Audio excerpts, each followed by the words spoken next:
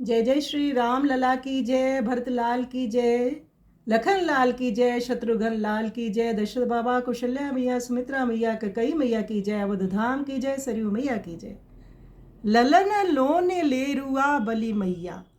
गोस्वामी तुलसीदास जी का ये पद गीतावली से है। तुलसीदास महाराज कहते हैं कि कौशल्या माँ कह रही है, हे ललन हे लोने वस, माता बली जाती है लाल, अब नींद का समय हो गया है। अतः मनोहर चरित वाले चारों भाई सुखपूर्वक सो जाओ। बालकों को छाती से चिपटा कर माता पुचकार पुचकार कर कहती है, हे मेरे छोटे छबीले छोना, हे मेरे आनंद कंद, हे कुल रूप कुमुद वन के लिए चंद्रमा, हे मेरे रघुकुल भूषण राम आदि रघुनाथ जी की बाल लीला संत जनों के लिए अति सुंदर और शुभप्रद कामधेनु ही है। तुलसीदास उसका प्रेम रूप दूध दूहते हुए उसकी घैया थन से निकलती हुई दूध की धार प्रेम सहित पान करते हैं और अनंतपूर्वक जीवन यापन करते हैं। तो तुलसीदास महाराज लीला में प्रवेश पाए हुए हैं और बड़ी सुंदर लीला का दर्शन कर रहे हैं। आइए सुंदर पद का हम श्रवण करें।